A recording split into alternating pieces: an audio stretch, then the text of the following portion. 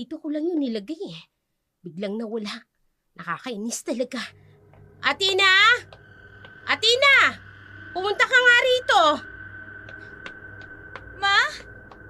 Ma, bakit po? Kinuha mo ba yung lipstick ko? Yung kulay pula? Hindi po, Ma. Hindi naman po ako pumapasok dito sa kwarto mo. Kung ganon, nasa na? Wala namang ibang pwedeng kumuha nun.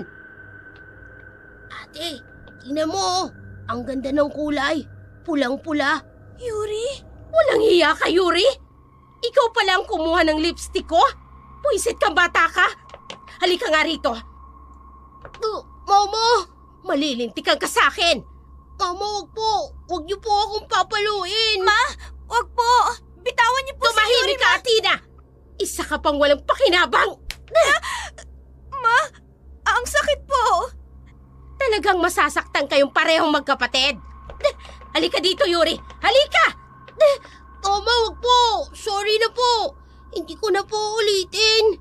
Talagang hindi mo na uulitin. Dahil gagarutihin kita ng walis tambo. Ma, wag po, Ma. Wag niyo pong sasaktan si Yuri, Mama. Manahimik ka, Athena. Wala kang pakinabang. Mga wala kayong silbi. Mama, tama na po. Masakit po. Alam mo ba, ha? Ang mahal ng lipstick na yan. Okay na yung kamay mo. Okay na yan. Mama! Paluin ko yan. Mama, tama na po. Wag mo na pong sasaktan si Yuri, Mama.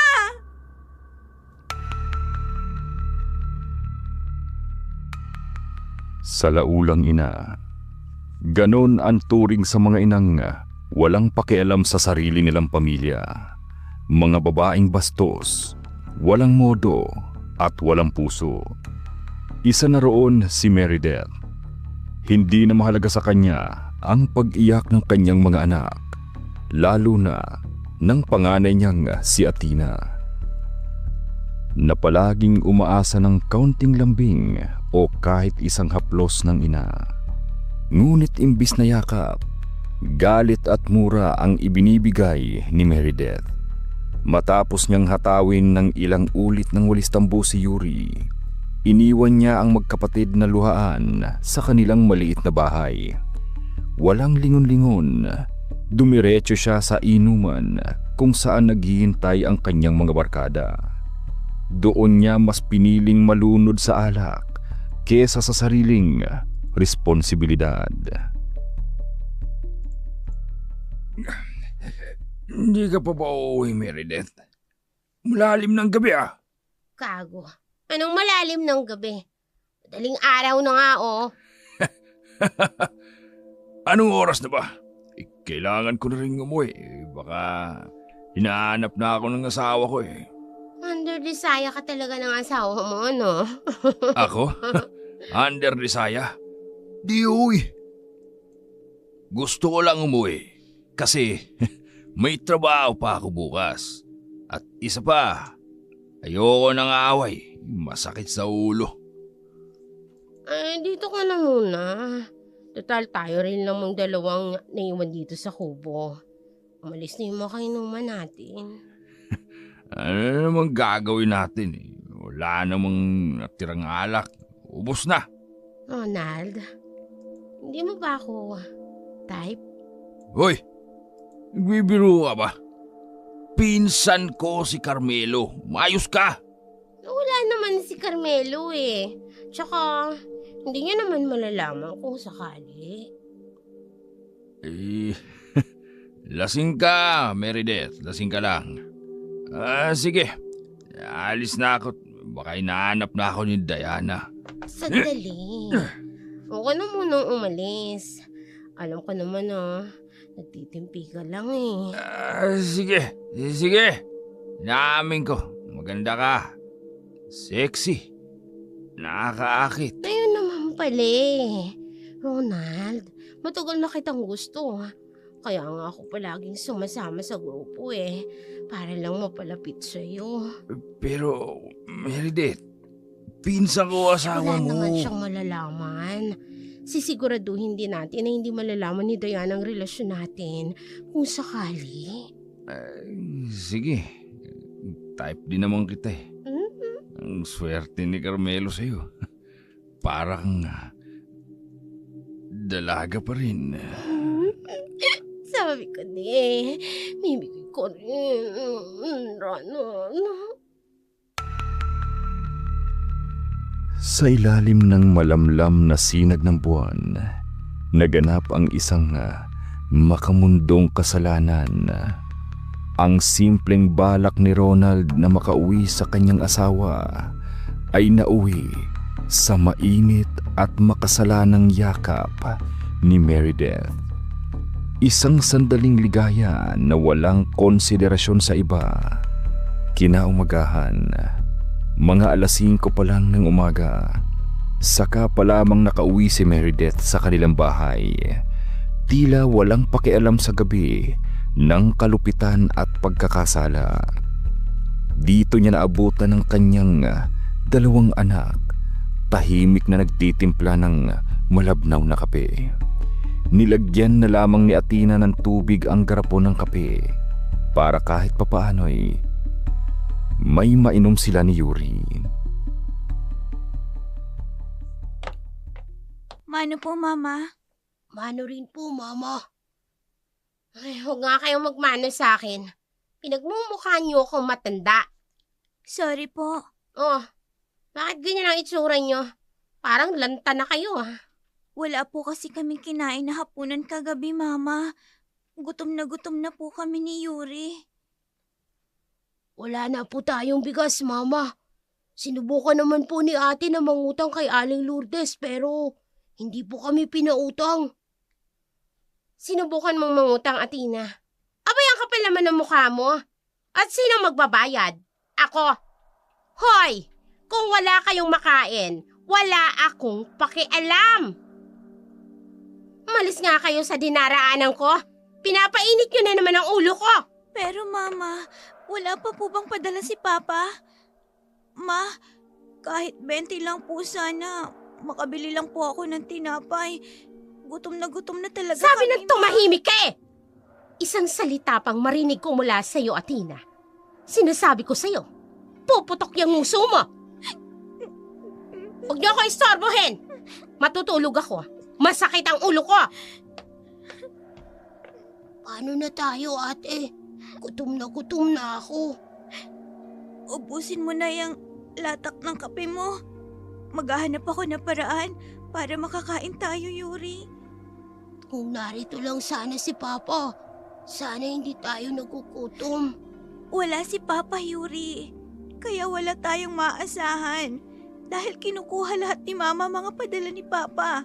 At ginagastos niya sa sugal at saka sa inom. Ate, Sige na, ubusin mo na yan.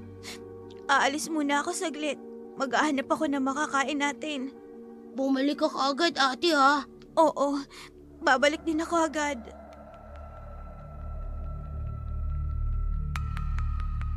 Tumango na lamang si Yuri sa kanyang ate. Sa murang edad, naranasan na niya ang kalupitan ng kanilang ina. Halos si Athena na ang nag-aalaga sa kanya dahil ayaw na ni Meredith na alagaan ang sariling anak.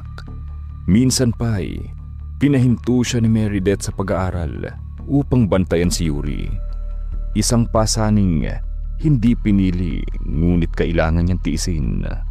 Walang kaalaman ang kanilang ama sa lahat ng ito. Seaman kasi ang kanilang ama at madalas ay hindi nila makontak. Pinagbawalan din sila ni Meredith na makausap ang kanilang ama. At kapag umuwi naman ito'y sinisiguro ni Meredith na mananahimik sila. Walang maisasabi tungkol sa lahat ng nangyayari sa kanila. Sa bawat sandali, ramdam ni na Athena at Yuri ang bigat ng kawalan ng pagmamahal at proteksyon. At unti-unti, ang kanilang pagkabata ay nababalot ng lungkot at takot.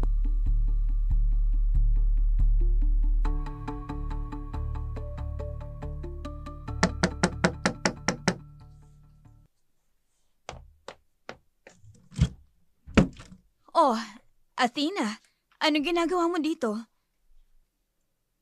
Auntie Diana, magandang umaga po. Magandang umaga naman. Napasyal ka? May kailangan ka ba? Auntie, pwede po bang makahingi ng kahit ilang pirasong pandesal? Kung hindi naman po, kahit bigas? Wala ba kayong bigas? Nasaan ang nanay mo? Nasa bahay po, natutulog. Ay, may ginawa na naman ba sa'yo ang nanay mo, Athena? Auntie, palagi naman po mas lumalala po kada araw. Kung alam ko lang ang contact number ng tatay niyo, ako na mismo ang magsasabi sa kanya ng kawalang hiyaan ng nanay niyo. May Facebook po sana si Itay, kaso hawak din ni nanay ang Facebook ni tatay. Tuso talaga yung si Meredith. O siya, halika, pasok ka dito sa loob. Salamat po, Auntie. Diana, sino yung kausap mo? Etong pamangkin mo, si Athena, nanghihingi ng pagkain. Ronald, kausapin mo nga yang si Carmelo. At sabihin mo sa kanya ang kapabayaan niyang si Meredith. Ha? Ano ka ba naman, Diana? Alam mo namang salaulang pag-uugali niyang si Meredith na yan At Athena, halika, pasok at bibigyan ka namin ng pagkain ng Auntie Diana mo. Maraming salamat po, Uncle Ronald. Ang bait niyo po talaga. Sa'yo din po, Auntie Diana. O sige na, huwag mo nang isipin yon. Halika na dito. Kumain ka muna dito, tapos dalhan mo na rin si Yuri ng pagkain. Opo, Auntie Diana. Athena, nasan nga pala yung nanay mo? Nasa bahay po, Uncle. Natutulog po Kadarating niya lang po kasi galing na naman po yata sa inuman. Kita mo na yan, Ronald. Sa laula talaga yang si Meredith. Napakapabayang ina. Diana, magdahan-dahan ka sa pananalita mo. Nasa harapan natin yung bata. Ayos lang po yun, Uncle. Kumain na lang tayo. Athena, damihan mo yung pagkain mo Tapos itong itlog itong tinapa At itong sinangag, itabi mo para kay Yuri. Maraming salamat po talaga. Jack na matutuwa po nito si Yuri. Masayang sumalo ng agahan si Athena sa mag-asawang Diana at Ronald. Pasulyap-sulyap si Ronald sa kanyang pamangkin na si Athena. Dalagitan na ito. Kahit nangangayayat ang katawan, hindi maipagkakaila ang angkin nitong ganda. Matangkad rin ito kung ikukumpara sa mga kaedad niya. Sa inosenteng anyo ng dalaga, hindi mapigilan ni Ronald ang mapailing. Dahil sa kasamaan ni Meredith, wala itong amor sa mga anak nito.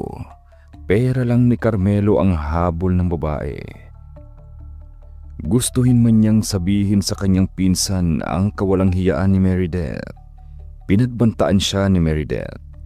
Oras na magsumbong siya, isisiwalat ni Meredith kay Diana ang nangyari sa pagitan nilang dalawa. Bagay na ayaw mangyari ni Ronald. Ayaw niyang masira ang kanyang pamilya. Bilisan mo kumain, Yuri. Baka mamaya makita tayo ni Mama. Pagalitan na naman tayo. Dahil lang hingi tayo ng pagkain kila Auntie Diana. Buti na lang. Mabait sila Auntie Diana at Uncle Ronald. Binigyan nila tayo ng pagkain, ate. Tama ka. Kung hindi dahil sa kanila, baka namatay na tayo sa gutom. Athena!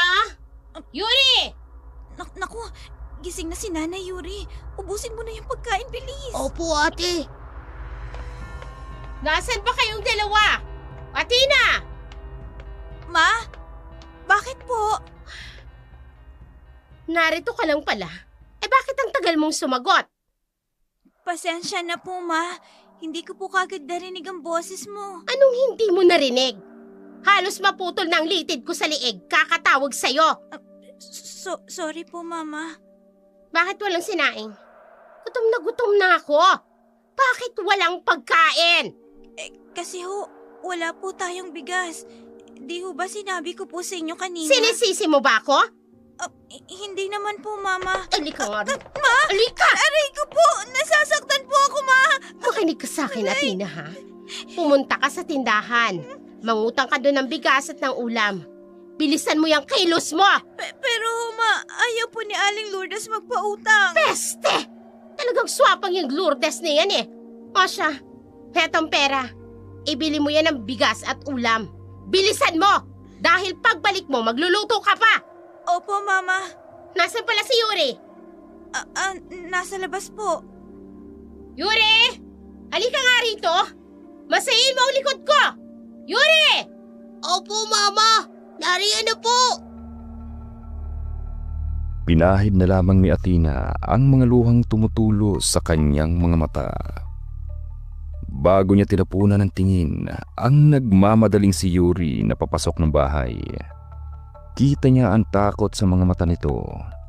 Binilisan niya ang pagpunta sa tindahan ni Lourdes upang bumili ng bigas at ulam. Pagdating niya sa harap ng tindahan at matapos mabili ang mga kailangan, napahinto siya ng biglang may humintong isang lalaki sa harapan niya. Matangkad, mistizo at guwapo. Sa murang edad ni Athena, marunong na siyang humusga ng anyo ng lalaki. At masasabi niyang isa ang lalaking yun sa mga pinakagwapong nakita niya. Mala artista ang tindig at dating. Bakit po, Kuya? Pwede ba ako magtanong? Tungkol po saan?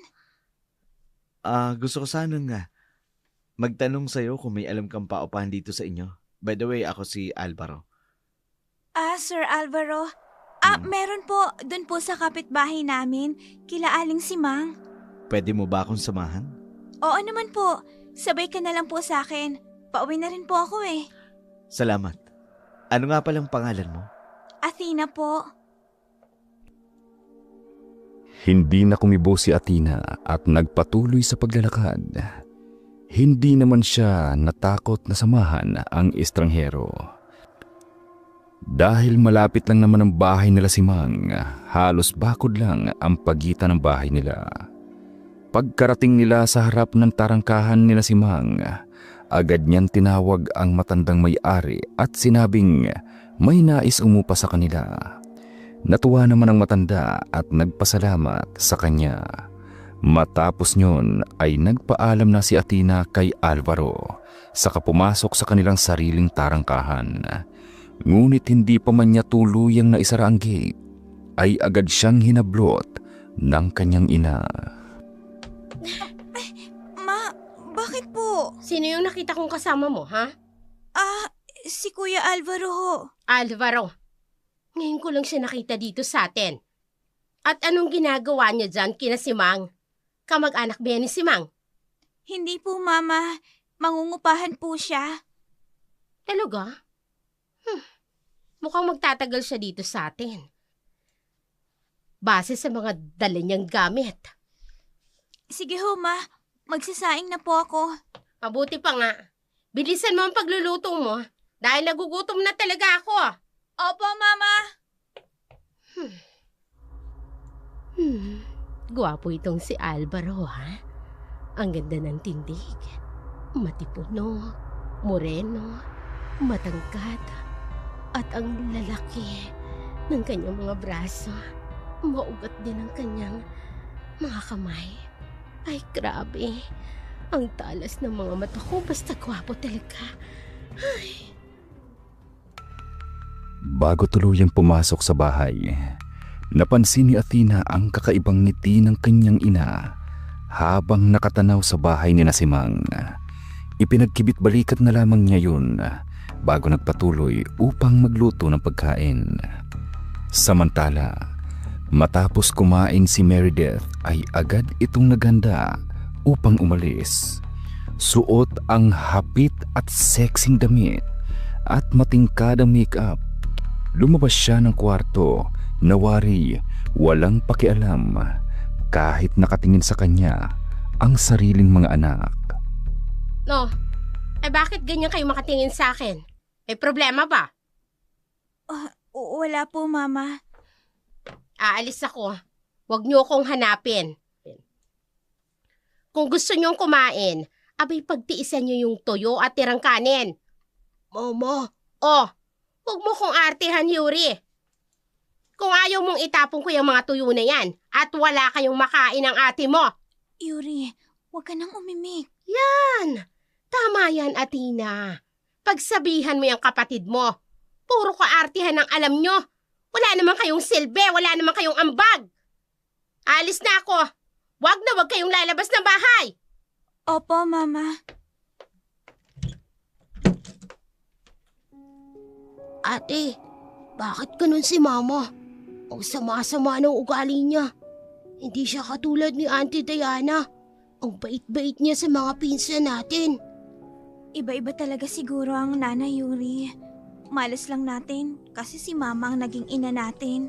Ate, kapag lumaki na tayo, sabihin natin kay Papa ang lahat ng ginagawa ni Mama. Sana nga umuwi na si Papa para masabi natin sa kanya ang lahat ng ginagawa sa atin ni Mama. Tsaka ate, bakit ganun ang suot ni Mama? Ang iksi-iksi ng short niya. Nagmukha tuloy siyang pato. Shh, hoy, ano ka ba naman? Ang bibig mo, huwag kang ganyan. Totoo naman eh. Tsaka yung damit niya, hapit na hapit. Tapos parang sinadya niya yung maluwang yung bandang dibdib. Parang may umaalog tuloy na dalawang papaya sa dibdib niya. Ang sagwa kang tingnan. Yuri, ang bibig mo tama na yan. Kaya nga palagi ka napapalo ni Mama eh. Kasi yung bibig mo, hindi Tingnan mo. maawat. Tingnan mo pa oh. Kung maglakad, para talagang pato. Yuri, Hindi malaman ni Athena kung matatawa ba siya o hindi sa mga sinabi ni Yuri. Dahil may katotohanan naman ang mga yon. Wala talagang preno si Yuri kapag nagsasalita. Palibhasay, bata pa. At yun din ang dahilan kung bakit palagi itong napagdidiskitahan ng kanilang ina. Sa kabilang dako, sinadyang pumuesto ni Meredith sa harap ng bahay ni Nasimang upang makuha ang atensyon ng gwapong dayo sa kanilang baryo, si Alvaro. Napangiti pa siya nang makita itong lumabas ng tarangkahan at nagtama ang kanilang mga mata. Hi, magandang hapon. Magandang hapon naman. Mukhang maaga ang pag-inom May pinagdadaanan? Wala naman. Medyo naboboring lang. Gusto mo ba akong saluhan? Pwede ba? Baka may magalit. Naku, wala. Halika, upo ka dito oh. Ano gusto mong pulutan? Umiinom ka ba ng beer? O gusto mo ng ibang inumin? Ano ba? Tea or... Nakakaya Ay. naman sa'yo. Ayos na sa akin itong beer. Siya nga pala ako si... Alvaro. Paano mo nalaman ang pangalan ko? Yung anak ko, nabanggit niya sa akin. May anak ka na? Ah. Sino nga palang anak mo? Ay, yung sumama sa'yo kanina, patungo sa bahay ni Aling Simang. Si Athena. Mm-mm. Anak mo pala yun. Kaya pala napakaganda eh. Manang-mana sa nanay. Maliit na bagay. Syempre, saan pa ba naman magmamana? Di syempre sa nanay. Oo nga pala. Nasaan pala ang asawa mo? Baka mamaya makita tayong magkasama ang pang-isipin. Ang asawa ko, nasa barko. Seaman kasi siya. Ganun ba? Kaya ka ba umiinom mag-isa? Miss mo na siguro siya, no? Ha? Medyo. Bakit parang hindi naman yata? Alvaro, uminom na lang tayo. Huwag na natin pag-usapan ng asawa ko. Sige. Ikaw ang bahala. Heto pulutan natin. Masarap yung tindang isaw ni Aling Mayet. Gusto mo ba pumasok tayo sa loob ng boarding house ko? Ha? Bakit naman?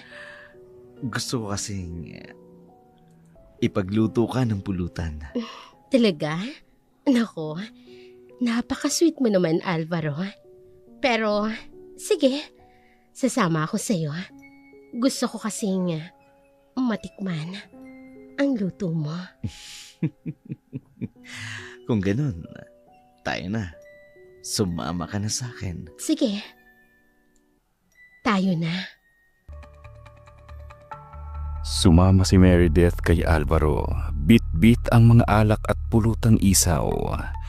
Malanding naglakad si Meredith sa gilid ng guwapong lalaki.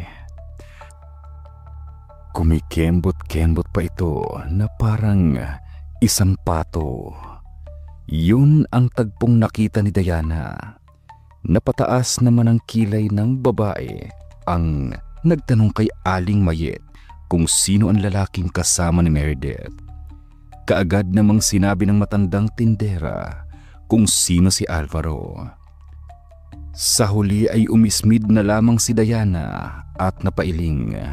Samantala, si Meredith naman ay napahanga ng tuluyan nang makapasok sa silid na tinutuluyan ni Alvaro. Napakalinis nito. Agad na nagtungo ang lalaki sa maliit na kusina bago binuksan ng maliit na kalan at nagsalang ng kawali roon. Mabilis lang ito Maupo ka muna dyan. Pasensya na. Wala pa ako masyadong gamit. Ayos lang. Alam ko naman nakalilipat mo lang. Ano nga pala yung niluluto mo? Ang sarap ng amoy. Ito.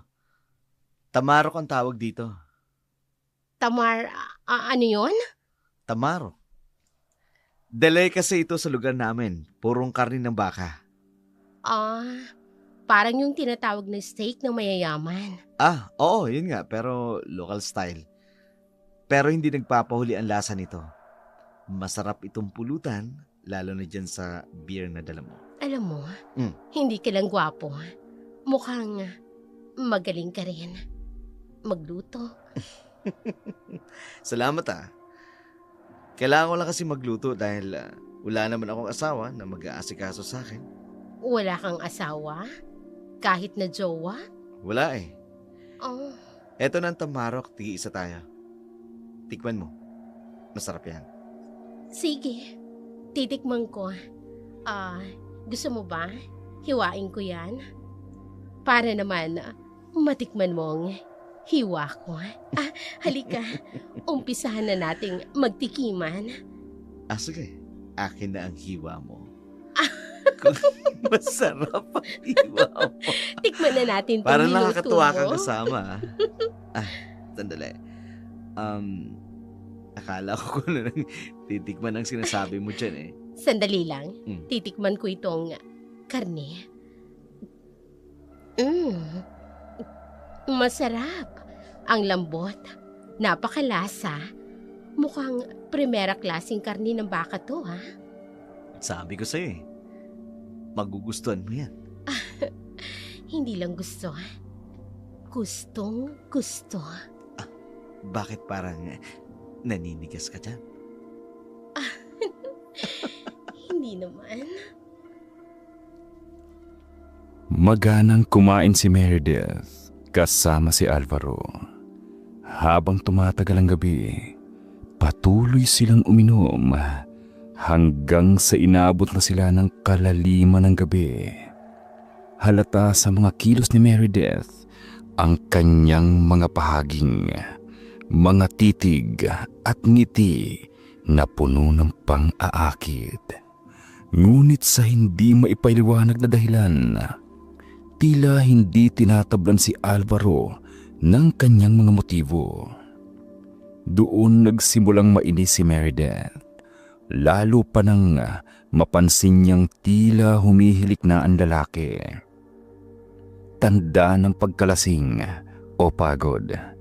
Sa inis, napabuntong hininga siya at nagpa siya na lamang na lumabas ng silid upang umuwi. Ngunit hindi pa man siya tuluyang nakakarating sa kanila. Bigla siyang hinila ni Ronald mula sa dilim. Ay, walang hiya ka talaga, Ronald. Dito mo pa talaga ako naisipang gapangin sa sagingan? Bakit? Gusto mo naman Paano kung may nakakita sa atin? iabot mo nga sa akin yung damit ko. Magbibihis na ako. Nakita ka ni Diana kanina. Matindi rin naman ang kalandian mo sa katawan ah. Talagang sumama ka sa bagong border ni Aling Simang. Ronald, pabor naman sa yung ginagawa ko. Paano nagiging pabor sa akin? Alam ko naman na ayaw mong mahuli tayo ni Diana, hindi ba? Kaya magpasalamat ka. Nabaling na sa ibang atensyon ko. Kaya hindi na kita gagambalain pa. Hindi naman yata tama yan. Matapos mong ipatikin sa akin ang katawan mo, matapos ngayon... Hoy, ano yun? Parang may papuntang mga yabag dito sa kinaroroonan natin. Buwisit na yan. Kailangan natin makaalis dito. Ronald, nakikita mo bang nakikita ko? Isang malaking aso. Namumula ang mga mata niya. Tumakbo na tayo! Sandali lang! Hindi pa ako nakakapagsalwal! Huwag ka nang magsalwal! Kung ayaw mong lapain ang asong yan, baka mamaya asong yan at kainin tayo! Paala ka dyan! Tatakbo na ako! Sandali lang, Meredith! Walang hiya! Tumakbo na nga siya palayo! Bahala na! Bibit-bitin ko na lang itong short ko! Hindi! Nariyan ang napakalaking aso! Ah! Kumaripas ng takbo si Meredith at Ronald. Sa tindi ng takot, hindi na hinintay pa ni Meredith na makapagsuot ng short si Ronald. Iniwan niya ito at tumakbo ng walang lingon-lingon. Napakalaki kasi ng itim na asong kanilang nakita. Tumutulo ang laway nito sa pagitan ng matatalim na pangil at nagliliyab sa galit ang mga mata na wari. Gutom na gutom. Kinabukasan, hindi kaagad lumabas ng bahay si Meredith. Ganon din si Ronald, bagay na labis na ipinagtaka ng asawa nitong si Diana. Lalo na nang makita niya ang shorts ni Ronald na nakasampay sa labas ng kanilang banyo. Ronald naman, bakit dito mo naman isinampay tong salawal mo? May lagayan naman tayo ng maruruming damit ah. Ang kalat na nga ng mga bata, dumagdag ka pa. Diana, wala ka na bang chismis na nasagap mo yung umaga? Umaga pa ba ngayon sa tingin mo? Tanghali na oh. At anong chismis naman yan? Tungkol sa aswang. Diyos ko naman, Ronald. Ang tagal na nating nakatira dito sa Santa Catalina. Wala namang aswang. Sigurado ka bang ayos ka lang? Oo, ayos lang ako. Pero sigurado ka bang wala ka talagang nabalitaan tungkol sa aswang? Oo, at siguradong sigurado ko. Teka nga, ano bang nangyayari sa'yo at parang balisa ka? Wala naman. Kaninang madaling araw pala, nagising ako, wala ka sa tabi ko. Saan ka ba nagpunta? Yun ba? Lumabas lang ako saglit na nagpahangin lang. Ganun ba? Sa susunod, kapag maaga kang nagising, gisingin mo rin ako para maaga kong maipaghanda ng pagkain at baon ng mga bata. Sige. Ronald, ayos ka lang ba talaga? Oo, ayos lang ako. Ang mabuti pa, ipagtimpla mo na lang ako ng kape. Sige. Pupunta lang ako sa kusina. Ipagtitimpla kita ng kape. Bagamat nagtaka si Diana sa ikinikilos ng kanyang asawa, pinili na lamang niyang manahimik. Sinunod pa rin niya ang pakiusap nitong ipagtimpla ito ng kape. Samantala, sa bahay naman ni Meredith, marahan itong bumangon mula sa kama sa kahinawakan ang kanyang nananakit na ulo dahil sa hangover.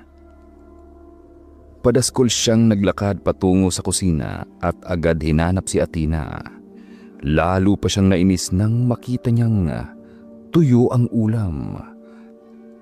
Kaya tuluyang uminit ang ulo niya. Athena! Nasaan ka na naman ba? Athena! Ma! Narito na po ako. Bakit po? Anong bakit? Bakit tuyo ang ulam? Tuyo lang naman po yung iniwan yung ulam sa amin. At talagang magdadahilan ka pang buwisit ka? Sandali. Saan ka pala galing kanina? Ha? Kanina pa kita tinatawag. Nasaan si Yuri? Kasi po, Ma, meron po kasing natagpo ang patay sa may kakahuyan eh. Patay? Sino? Yung apo po ni Aling Ibyang at ni Mang Tano. Si Aya po. Kailan daw namatay si Aya? At bakit siya namatay? Yun nga rin po ang ipinagtataka ng mga tao, Ma. Kasi po, wala po ang lamang loob ni Aya. At wala rin po ang dugo niya. Parang sinipsip daw ho. Pinaglololoko mo ba ako, Athena? At sino namang baliw ang gagawa ng ganong klaseng pagpatay? Kailan daw namatay? Kagabi lang daw po. Kung sa kakahuyan siya natagpuan. Teka, malapit lang yun sa sagingan kung saan kami Bakit po, Mama? Wala. Maghanda ka na ng hapunan. Bumili ka ng masarap na ulam kay Aling Mayet. Yung sariwang karne, ha? Yung magandang klase. Yon ang bilhin mo at magluluto ako ngayong gabi. Opo, Mama. Tawagin mo si Yuri. May uutos ako sa kanya. Kaagad na sinunod ni Athena ang utos ni Meredith. Tinawag niya si Yuri na noon ay abala sa pagdidilig ng mangilan-ngilang tanim na gulay sa kanilang bakuran. Kita ni Athena ang takot sa mga mata ng kapatid. Ngunit wala itong nagawa kundi sumunod. Pumasok ito sa loob ng bahay upang puntahan si Meredith. Matapos bumili ng ulam si Athena, agad yung inasikaso ni Meredith. Saglit na nakaramdam ng saya ang magkapatid sa pag-aakalang makakakain na rin sila ng masarap na pagkain. Ngunit napalitan yon ng panghihina at lungkot nang makita nilang isinasalin ng kanilang ina ang mga nilutong nitong pagkain sa mga lagayan. Oh, ay bakit ganyan kayo makatingin? Akala nyo ba sa inyo tong pagkain na to? Mama, gutom na po kasi kami. Wala naman akong pakialam. Ayan, may tirang ulo ng isda. Iulam nyo yan ngayong gabi. Pero, Mama... Wag mo na nga akong aartihan, Athena. Bakit? Yung pusa nga kayang lunukin ng buo yung tinik. Kayo pa kaya? Kaya sigurado ako, magagawa nyo rin kainin yan. Mama, kahit konting ulam lang po. oo nga po. Tumigil ka na, Yuri, ha? Kung hindi, tatamaan ka sa akin. Yuri, huwag ka na lang magpumilit. Tama. Sawayin mo yung kapatid mo. Aalis na ako. Wag kayong lalabas ng bahay. At wag nyo na rin akong hintayin. Matulog na kayo kung gusto nyo. Opo, Mama. Ay, siguradong magugustuhan ito ng pagbibigyan ko. Ay, nako. Ate, bakit ganun si Mama? Parang hindi niya tayo mahal. Hindi ko rin alam, Yuri. Ang mabuti pa, hihimayin ko na lang tong mga nakadikit na laman ng isda dito sa mga tirang ulo ng isda. Sana umuwi na si Papa, ate. Para masabi natin sa kanyang lahat ng ginagawa ni Mama sa atin. Pero Yuri, 2 taon ang kontrata ni Papa sa barko. At alam mo namang ayaw ni Mama na umuwi si Papa. O kahit magbakasyon man lang, diba? Bakit ang sama-sama ni Mama sa atin?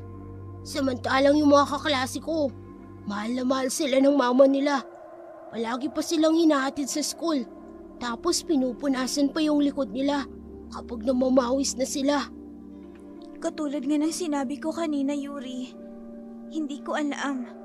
Siguro, dahil hindi lang talaga tayo mahal ni Mama. Mas lalong nalungkot si Yuri sa sinabi ng kanyang ate. Pero may katotohanan din naman kasi ang sinabi ni Athena. Parang hindi nga sila anak kung ituring ni Meredith. Parang dalaga pa rin to kung kumilos. Na tila walang iniintinding kapakanan ng sariling pamilya. Samantala, masayang kumatok si Meredith sa pintuan ng silid ni Alvaro. Tanga ng isang transparent na Tupperware na may lamang niluto niyang ulam. Nang bumukas ang pinto, agad siyang ngumiti kay Alvaro na lalong gumuwapo sa suot nitong puting t-shirt at gray na sweatpants. Isang ayos na lalong nakahuli sa mga mata ni Meredith. Hi, Alvaro. Naistorbo ba kita? Meredith, anong ginagawa mo dito? Nabigla naman ako sa'yo. Halika, pasok ka sa loob. Salamat. Ipinagluto nga pala kita ng ulam. Ito, specialty ko yan. Salamat Mukhang masarap to Masarap talaga yan. Ako ba naman ang nagluto Siguradong masasarapan ka. Mukha nga. Ano yun, Alvaro? Ang ibig kong sabihin, mukhang masarap nga. Tamang-tama ito kasi hindi pa ako kumakain. Pagsaluan natin. Halika, upo ka rito. Kukuha lang ako ng pinggan at kubyertos. Alvaro, hindi naman sa pagmamalabis. Pero, pwede mo ba akong ipagluto ng karning ipinatiki mo sa akin? Yung tamarok? Yung hinihiwa sa gitna? Oo. Oo naman. Tamang-tama. Nakakuha ko ng preskong karne. Namalengke ka? Oo naman, kanina umaga. Pasensya ka na nga rin pala ha. Nakatulugan kita kagabi. Oo nga Lasing na lasing ka kaya. Kaya naman nagpasya na lamang akong umalis. Hindi talaga kasi ako sanay sa may alak Sandali lang ha. Ipagluluto lang kita ng tamarok. Mabilis lang to. Tapos kakain na tayo. Sige, maghihintay ako. Kahit gaano pa katagal. Palabiro ka talaga.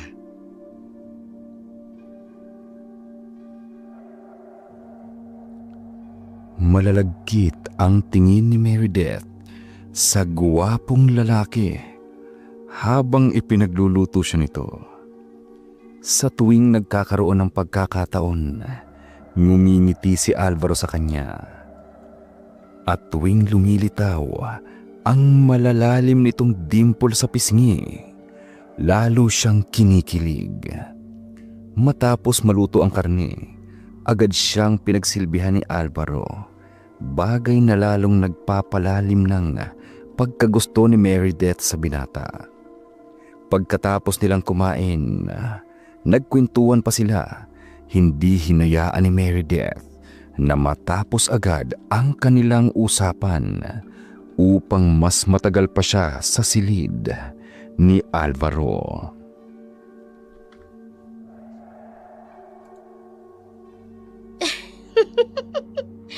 Palabiro ka pala, Alvaro. Ang dami kong tawa sa'yo. Mga 20. At least na napatawa kita, diba? Tama. Gusto mo ba? Uminom ulit tayo. Hindi ka ba hinahanap sa inyo? Yung mga anak mo, baka mamaya hinahanap ka nila. Nako, tulog na yung mga yun ngayon. Isa pa, sinabihan ko na sila na wag na akong hintayin. Ganun ba? Sige, pwede naman. Pero pansin ko kasi mukhang maagang nagsara ang mga tindahan ngayon. Kahit si Aling Mahit, sarado na ang tindahan niya. Oo. Paano? May patay kasi dyan sa may bandang dulo. Patay? Anong nangyari? Nagkasakit ba? Hindi. Pinatay daw ng aswang. Aswang? Oo. Yun ang paniwala ng mga tao. Kasi naman, wakwak daw yung sikmura at walang lamang loob. Kahit dugo, wala rin. As in, tuyo daw talaga yung bangkay. Imposible naman yata yun. Kung pinatay at wakwak ang sikmura, dapat may dugo sa pinangyarihan ng krimen. Kaya nga, malakas ang usap-usapan na aswang ang may gawa. Nakakatakot naman pala dito sa lugar niyo. Nako, Alvaro, huwag kang magpapaniwala sa mga chismis dito. Wala namang katotohanan yung mga yun. Sabi mo O ano, mag-iinuman pa ba tayo? Mukhang wala tayong mabibilhan ng alak. Yun na nga nakakainis naman. Kung gusto mo, may alak akong baon. Yun na lang ang inumin natin. Talaga? Meron ka naman pala Akala ko ba, hindi ka sanay uminom ng alak? Hindi nga, kapag feel kong uminom. Sandali lang kukunin ko. Sige. Humanda ka ngayon, Alvaro. Maakit kita ngayong gabi. Hindi masasayang ang effort ko.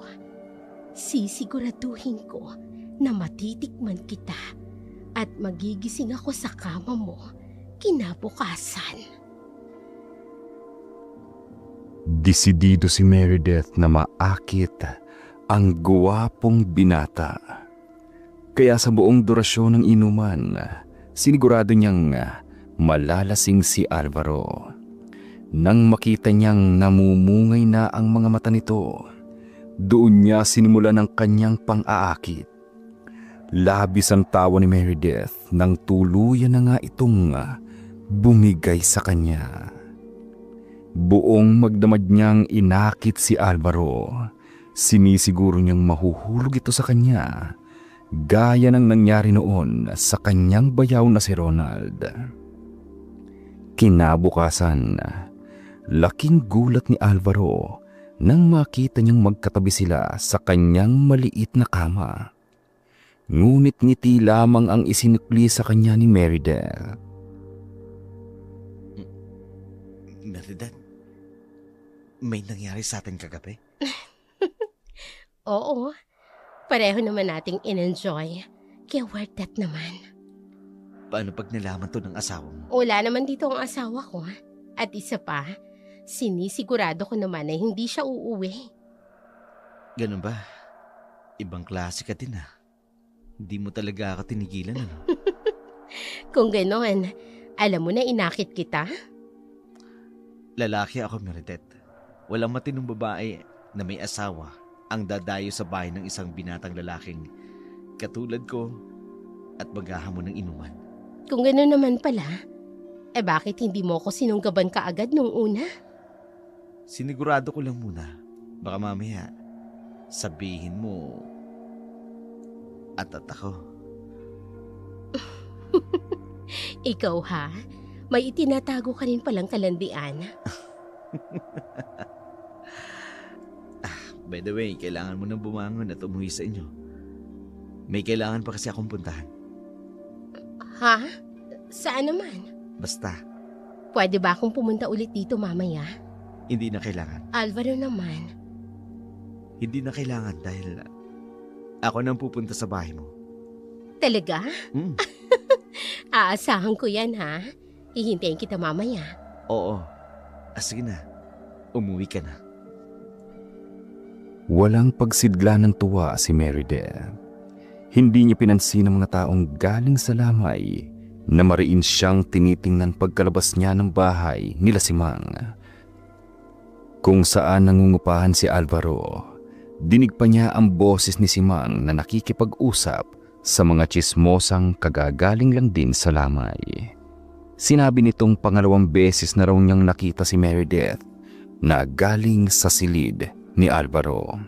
Hindi maitago ang pamimintas sa mga mata ng kanyang kapitbahay. Ngunit walang pakialam si Meredith.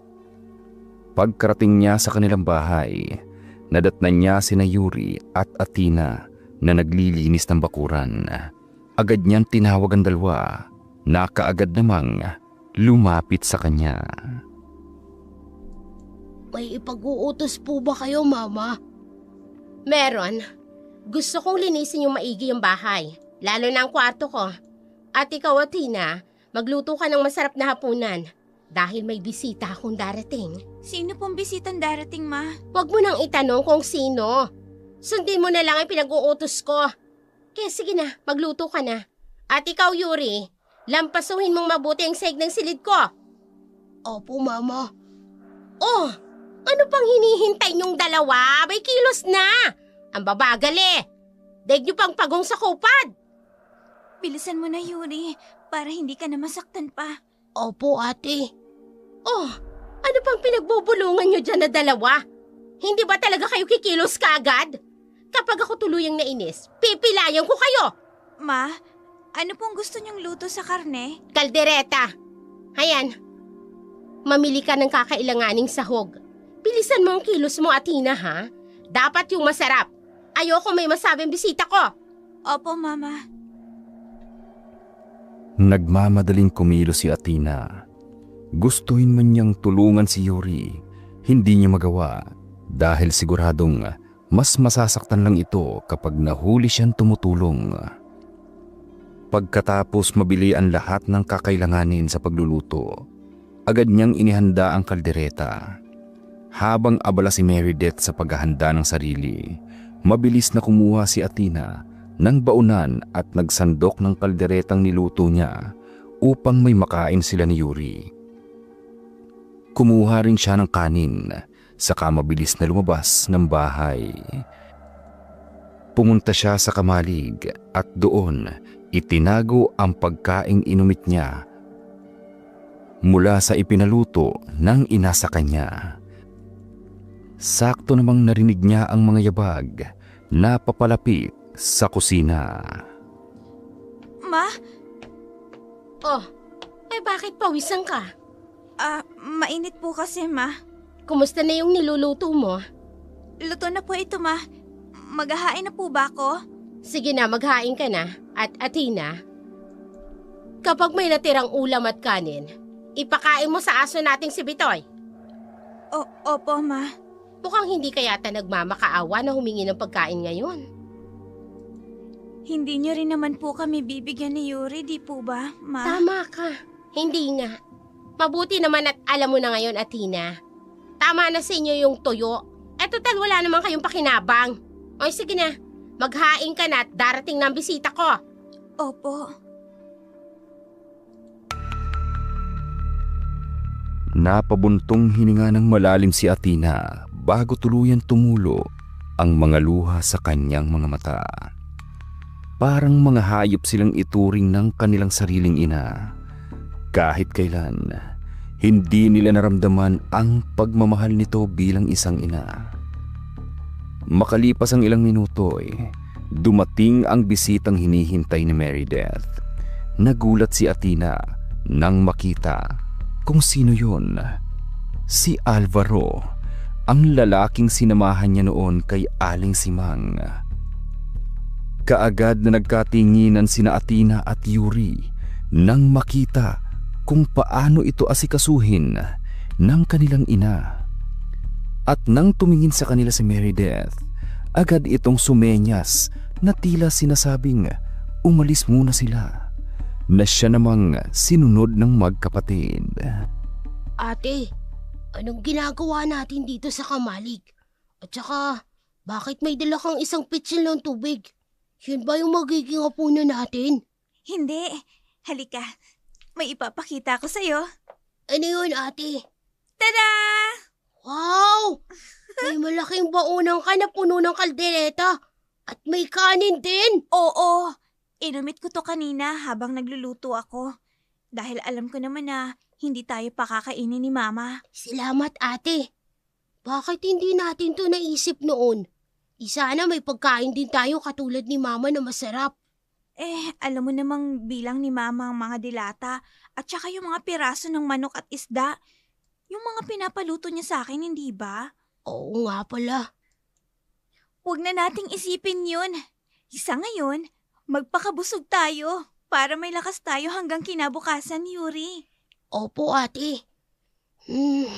Mukhang masarap tong niluto mo, ate, ha? Salamat po, Lord. Sa wakas, makakakain na rin po kami ng masarap ng ate ko.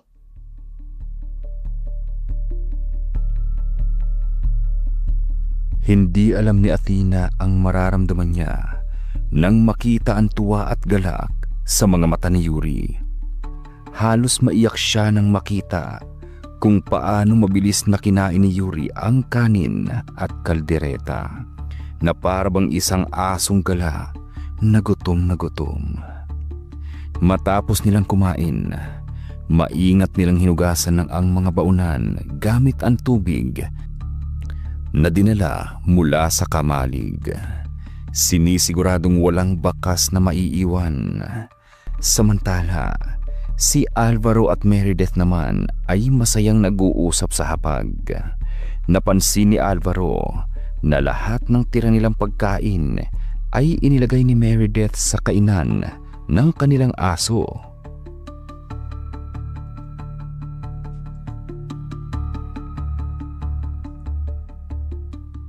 Kaya pala ang taba ng aso ninyo dahil Lahat ng tirang pagkain, ibinibigay mo sa aso. Oo. Gusto ko kasi palaging busog itong aso namin. Paano mga anak mo? Hindi pa sila kumakain, ha? Kumain na sila. Pinauna ko na bago ka dumating. Sandali lang ha. Tatawagin ko lang si Athena para mailigpit na itong pinagkainan natin. Sige. Athena! Halika nga dito. Ma? Tapos na kaming kumain ni Alvaro. Iligpit mo na itong mga pinggan. Opo, Mama. Athena, gusto mo ba tulungan na kita? Nako, wag na po, Kuya Alvaro, Alvaro. kaya niya ni Athena. Sanay sa gawaing bahay yan. Huwag mo na siyang alalahanin. Ganun ba? Medyo marami kasi ang hugasin. Hayaan mo na si Athena dyan. Ang mabuti pa, sumama ka sa akin sa kwarto ko. May ipapakita ako sa iyo. Okay, sige. Tara. Laking gulat ni Athena nang pumasok ang kanyang ina at si Alvaro sa silid ng kanilang ina. Sa murang edad pa lamang, alam na ni Athena na may hindi magandang ginagawa ang kanyang ina. Ayaw mo niyang isipin, isa lamang ang paulit-ulit na naglalaro sa kanyang utak. Niloloko ni Meredith ang kanilang ama. Hindi kaagad nakakilo si Athena. Yun ang tagpong nadatnan ni Yuri. Kahit anong tanong ang itanong niya sa kanyang ate, hindi ito kumikibo. Kaya siya na lamang ang nagligpit ng ilang magagaang gamit at dinala iyon sa komedor upang mahugasan. Samantala, sumapit ang madaling araw at hindi pa rin lumalabas sa silid si Alvaro. Buo na ang hinala ni Athena. Nagloloko nga ang kanilang ina. Mas lalo pang lumakas ang kanyang hinala. Kinabukasan nang sabay na lumabas si Meredith at si Alvaro. Nakatapis lamang ng tuwalya si Meredith at naka-boxer short naman si Alvaro. Nang makita ni Meredith ang kakaibang tingin ni Athena, kaagad niya itong hinila at kinausap. Hoy, Ma? kung ano man ang nakita mo at makikita mo pa, siguraduhin mong ititiko mo yung bibig mo. Pero, bakit mo ginagawa ito, Ma? Niloloko mo si Papa. Sumasagot ka pa, ha? Sumasagot ka pa? Ang buho ko po, masakit, Ma. Hindi na ako masaya sa ama nyo. Palagi siyang wala dahil sa trabaho niya. Kaya lang naman ako nananatili sa kanya dahil sa allotment niya. Pero kung hindi dahil sa pera, matagal ko na siyang iniwan. Kailangan malaman ni Papa ang ginagawa mo, Mama. Ang sama-sama mo. Hinahamon mo ako. Gusto mong magsumbong sa ama ninyo? O edi good luck. At kapag sinubukan mo, si Yuri ang mananagot sa akin. Ayaw mo naman sigurong masaktan ang kapatid mo, hindi ba? Bakit mo ginagawa sa amin to, Ma? Mga anak po kami. Kaya ko lang naman kayo ipinagbuntis dahil gusto ng ama ninyo. Pero kung ako ang papipiliin, ayoko magkaano. Mama, nasasaktan po ako. Bitawan niyo po ako, Ma. At sino naman ang istorbong to? Ang aga-aga. Yuri! Buksan mo nga ang pintuan! Opo, Mama. Yuri, nasan ang mama mo? Nasa loob po, Auntie Diana. Yuri, sino ba yan? Si Auntie Diana po, Mama. Hinahanap po kayo. Oh, ano naman kailangan mo? Ang aga mo naman yatang mangapit bahay. Magandang umaga sa'yo, Meredith. Hindi ako pumunta dito upang mangapit bahay. Narito ako dahil hinahanap ko si Axel. Bakit po, Auntie? Nawawala po ba si Axel? Athena, hindi siya umuwi kagabi. Pinaghahanap namin siya ng Uncle Ronald mo pero hindi talaga namin siya mahanap. Nagtatanong-tanong na rin kami sa ibang malalapit na kaibigan niya pero wala rin silang alam. Auntie, ganyan din po yung nangyari kay Ate Aya. Shh! Yuri, huwag kang magsalita ng ganyan. Eh bakit dito mo hinahanap si Axel, Diana? Nagbabaka sakali lang naman ako, Meredith. magpinsan ng mga anak natin. Kaya hindi imposibleng pumunta dito si Hindi Axel. naman close ang mga anak natin.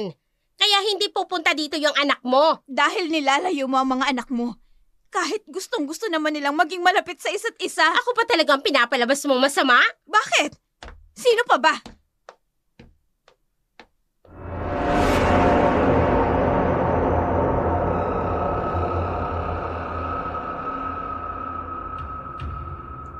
Anong nangyayari dito, Meredith? Alvaro, wala to. Usapang maghipag lang. Eto nga pala yung asawa ng pinsang buo ng asawa ko, si Diana. Ikaw yung bagong lipat na tenant ni Aling Simang? Bakit narito ka sa bahay? Meredith? Pinagtataksilan mo ba si Carmelo? Umalis ka na nga, Diana. Pakialamera ka eh. Huwag mong hanapin dito yung anak mo. Napakawalang hiya mo, Meredith! Ang kapal naman ng mukha mo! Nagpapakahirap ang asawa mo sa barko, tapos ikaw, iniiputan mo lang sa ulo? Ay, wala kang pakialam. Dahil hindi naman ikaw ang asawa. Kaya umalis ka na. Sasama po kami sa iyo, Auntie. Tutulungan ka po namin maghanap kay Axel. Hoy! Anong sasama? Bumalik kayo rito. Huwag kayong sasama sa babaeng yan. Hoy! Athena! Bumalik kayo rito! Kung hindi, malilintikan kayo sa akin! Ate! Bilisan mo na, Yuri, para hindi tayo maabutan ni Mama. Kahit anong sigaw ni Meredith sa pangalan ng mga anak niya, hindi nakinig ang mga ito sa kanya. Pinigilan naman siya ni Alvaro sa kanyang pag-aalboroto dahil nakakakuha na sila ng atensyon mula sa mga kapitbahay. Sa kabilang dako naman, pagdating nila Diana sa kanilang bahay, agad itong humagulhol ng iyak. Dahil sa balitang nalamang mula sa asawa nitong si Ronald.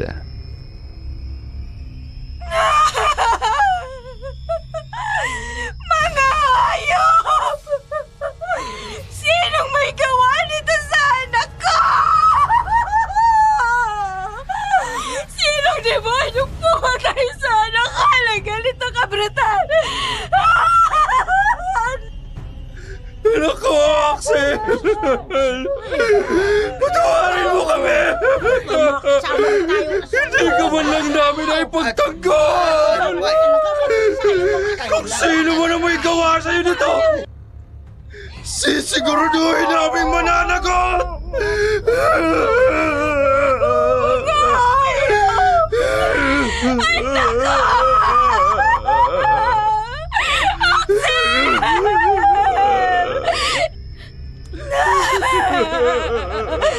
Narito na si Mama, anak! Kumising ka dyan, anak! Axel!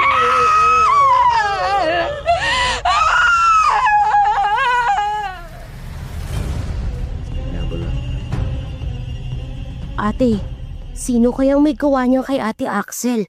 Hindi ko rin alam, Yuri. Pero sigurado ako, ang pumatay kay Aya at Axel, iisa lang. Totoo ba na may aswang? Ano nang gagawin natin, ate?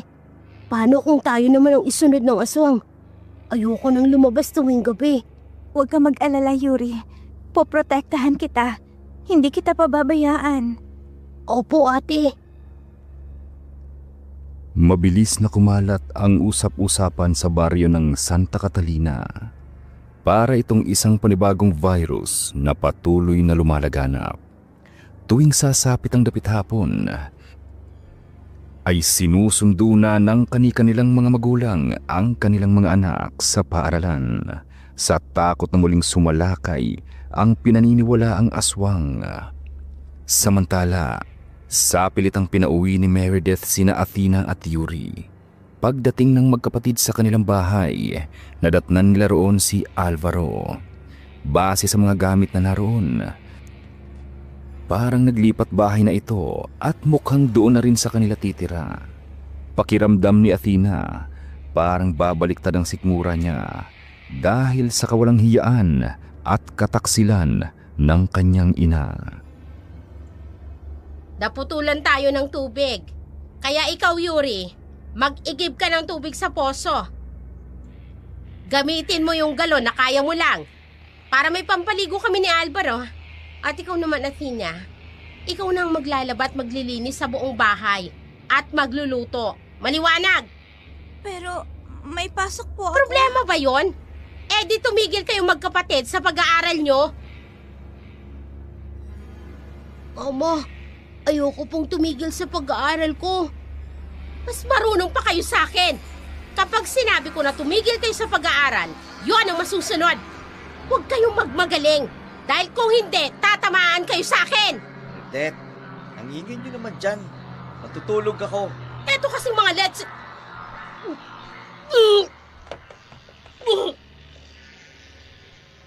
Mama, ano pong nangyayari sa'yo? Nasusuka ako. Mabuti pa pumunta ka dun sa banyo. Ano ba kasing nangyayari sa'yo? Hindi ko alam. Parang bigla lang hinahalo kayong sikmuro. Nasusuka na talaga ako. Pumunta ka sabi sa banyo eh. Dito ka pa talaga sumuka sa sala, Bernadette. Athena, linisin mo yan. Bilisan mo. Hindi ko kayang amoy ang baho. Opo. Ano ba? Ang bagal-bagal mong kumilos. Mama, bakit mo naman po ako itinulak sa pinagsukahan mo? Puwisit ka kasi. Ang bagal mong kumilos. Yuri, linisin yung magkapatid ng pinagsukahan ko na yan, ha? Dapat pagbalik ko, wala na yan. Opo, ma. Ate, halika. Tutulungan na kita. Umiiyak na nilinis ng magkapatid ang pinagsukahan ni Meredith. Kakaiba ang amoy niyon. Malansa at parang nabubulok na laman ng isda. Halos maduwal sina Yuri at Athena dahil sa matinding sangsang nito. Samantala, sa loob ng silid ni Meredith, may mainit na pagtatalong nagaganap sa pagitan nila ni Alvaro. Anong sinasabi mo na buntis ako? Ay paano ako magbubuntis? Hindi pa naman tayo matagal na gumagawa ng milagro. Kung hindi ka buntis, anong dahilan ng pagsusuka mo? Hindi ko alam. Malay ko ba? Baka may nakain lang akong kakaiba na hindi gusto ng sikmura ko. Nais kong makasiguro kung buntis ka nga o Ang hindi. kulit mo naman, Alvaro eh. Pero sige, kung sakaling buntis nga ako, pananagutan mo ba? Oo naman. Gusto ko rin magkaroon ng anak dahil... Meredith! Meredith, lumabas ka dyan! Lumabas kang balanting aliparot ka, Meredith! Si Diana yun ah. Anong ginagawa ng babaeng yan dito? Mukhang galit na galit. Bisit ka! Labasin mo na. Puisit talaga, oo. Ang daming istorbo sa buhay ko. Lumabas ka, sabi niyang malanding halimarot ka! Ano? Meredith! Hoy, Diana! Ano bang problema mo? Bakit ka ba nag-i-skandalo dito? Oh! Sinampal mo ko? Para yan sa kakatihan mo! Ang lanti-lanti mo! Pati asawa ko, binembang mo! Ano? Oo! Aksidenteng naamin sa akin ni Ronald ang kalandian ninyo! At ang kabasosang ginawa ninyong dalawa! At ito! Isaksak mo sa baga mo ang pati mo! Paano napunta sa'yo to? Inuwi ni Ronald sa bahay at nahalo pa sa pinaglaban kong damit! Walang hiya ka talaga, Meredith! Ako pa ang nagregalo niyan sa'yo? Tapos aahasin mo rin lang pala ang asawa ko? Wala kang hiya! Ang kapal na mukha mo! Ang kati-kati mo na nga! Nililibahin mo pa sa iba ang dumi at kahalayan mo! Wala ka talagang konsensya! Pamilya mo lang sinira mo! Pati pamilya ko sinira mo! Tama na sabi! Nasasaktan ako! Ano ba? Iyak ka talaga! Aray ko! Ulo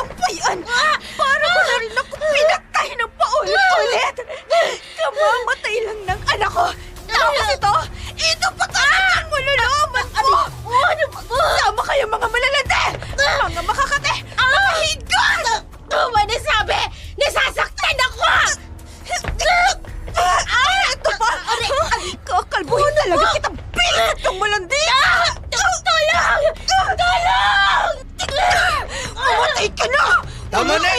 Tama na yan! Tama na!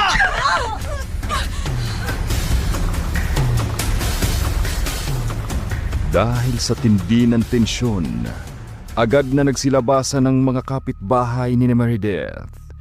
Doon nila nalaman ang lahat ng kahalayan ni Meredith at Ronald dahil sa mga sinabi ni Diana sa kanyang hipag na dinig ng mga tao. Naawat lamang ang dalawa nang magtulungan ng ilang kapitbahay upang paghiwalayin sila sa gitna ng kanilang sabunutan. Samantala, matapos ang lahat ng kaguluhan, mainit ang ulo ni Alvaro nang tanungin niya si Meredith tungkol sa katotohanan. Totoo ba ang ipinaparatang sa'yo ng hipag mo? Alvaro naman, ang sakit na nga ng mukha ko, pati ng anit ko. Ang dami mo pang tanong. Sumagot ka! Sumagot ka, sabi! Alvaro, Sasagot ka ba? O babaliin ka itong lig mo? Ha? Sumagot ka! Ano ba nangyayari sa'yo? Hindi ka na magsalito. Ka! Ano? Totoo ba yung binibentang sa'yo? Totoo ba? Oo! Oo! May nangyari sa aming dalawa. 2 beses! Pero gumamit kami ng proteksyon. Ano ba? Bakit ka ba nagagalit? Bago ka pumatol sa akin, alam mo may asawa akong tao! Alam ko! Pero ang buong akala ko, anak ko ang ipinagbubuntis mo! Bakit mo ba paulit-ulit na sinasabing buntis ako? Hindi nga ako buntis! Malakas ang dugo ko, Meredith! At hindi normal kung magbuntis ang mga kalahi ko! Anong ibig mo sabihin? Anong kalahi mo? Hindi ka pa ba nagtataka? Simula nang dumating ako, may 2 ng biktima. Ano bang ibig mong sabihin? Sa bagay, wala namang laman yung utak mo. Puro kalandian. Hindi. Ang ibig mong sabihin? Oo. Ako ang pumatay sa 2 dalagita, Meredith. Ako ang uminom ng kanilang dugo at kumain ng kanilang lamang loob! Hindi. Isa kang halimaw.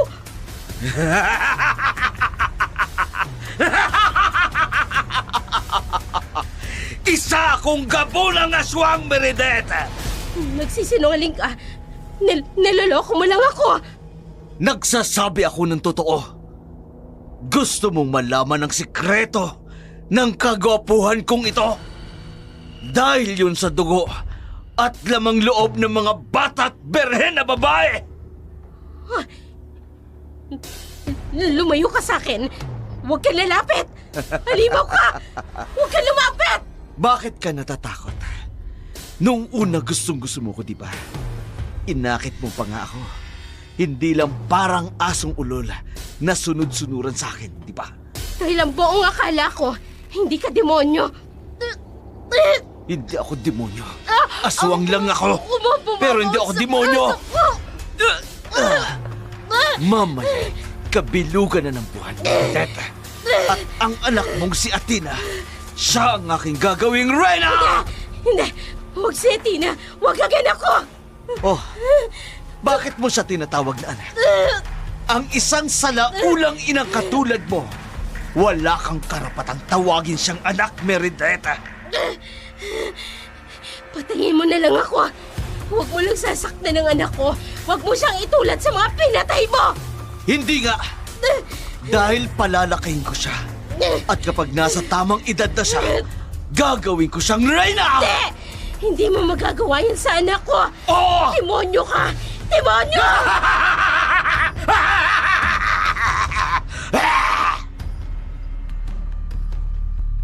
Ngunit tumawa lamang ng malakas si Alvaro at agad na binalot ng takot si Meredith.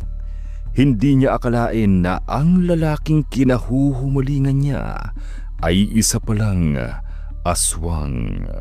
Doon niya napagtanto Nakakaiba nga ang mga kilos nito sa tuwing magkasama sila. Lalo na't sa tuwing nagigising siya sa kalagitnaan ng gabi, ay wala ito sa kanyang tabi. Kinagabihan, nang masigurado ni Meredith na tulog si Alvaro, pinuntahan niya si Athena at Yuri sa kamalig upang isakatuparan ang binabalak niyang gawin. Mama, Mabuti naman at sinunod niyo ang utos ko na dito kayo sa kamalig matulog. Bakit po, Mama? Ito mga gamit niyo. Kailangan niyo nang umalis dito. pero bakit po, Mama? Saan po tayo pupunta? Hindi ko alam.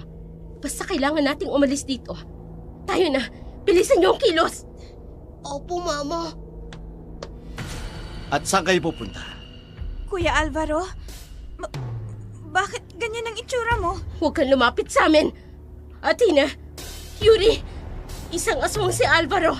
Siya ang pumatay kay Aya at sa pinsan ninyong si Axel. Aswang? Halimaw siya, Mama. Huwag ninyong tatangkain tumakas. Hindi mo mailalayo sa akin si Athena, Meredith. Akin siya. Hindi mapapasayo ang anak kong demonyo ka. Mga anak, alam kong napakalaki ng kasalanan ko sa inyo. At alam mo yun ng Diyos. Pero sana mapatawad niyo ko. Ito lang ang alam kong paraan upang kahit papano magampanan ko ang pagiging ina ko. Mama, ano po bang ibig niyong sabihin? Tumakbo na kayo. Mabilis na takbo. Huwag kayong lilingon kahit na anong mangyari. Pero Mama... Takbo! Yuri, tayo na! Mama! Akala mo ba matatakasan nila ako? Nagpapatawa ka, Meredith! Marahil nga. Pero ang apoy ay hindi kayang takasan, Alvaro. Anong? Hindi! Bigla tayong napalilibutan ng apoy! Nasusunog ang bahay! Hindi! Walang hiya ka, Meredith! Bakit may naamoy akong napakaraming bawang? Oo, Alvaro! Walang hiya at salaula akong ina! Pero kagaya ng ibang ina, hindi ko hahayaang tuluyang mapahamak ang mga anak ko! Kaya sabay tayong masusunog sa impyerno! Patawarin nawa ako ng Diyos sa lahat ng mga kasalanan ko! Hindi ito maaari!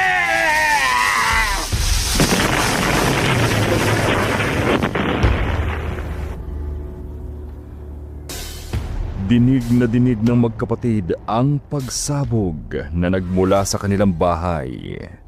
Ganun na lamang ang panlulumo nila nang makita ang nasusunog nilang tahanan. Agad naman silang tinulungan ng mga tao sa paligid. Ilang araw silang nanatili sa bahay ng kanilang Auntie Diana bago sila sinundo ng kanilang lolo, ang ama ng kanilang ama na si Carmelo. Pagkatapos noon, naglagi muna sila sa Maynila ng ilang buwan. Tapos ka na ba magdasal? Opo, ate. Pinagdasal ko na sana nasa heaven si Mama kahit hindi siya mabait. Ako rin. Ate, paano kung buhay pa ang aswang na si Mang Alvaro? Narito na tayo sa Dubai, Yuri. Hindi niya tayo masusundan. Sa susunod na buwan, lilipat na tayo sa Belgium. Doon na tayo mananatili, kasama si Papa. Naawa ako kay Papa. Sobrang nasaktan siya dahil sa ginawa ni Mama. Kaya nga narito tayo, di ba? Para samahan si Papa. Yuri, lahat tayo nasaktan dahil sa ginawa ni Mama. Pero magpasalamat pa rin tayo sa Diyos. Dahil sa huli, iminulat niya si Mama. At hindi niya hinayaan na tuluyan tayong mapahamak sa kamay ni Alvaro. Dahil iniligtas tayo ni Mama.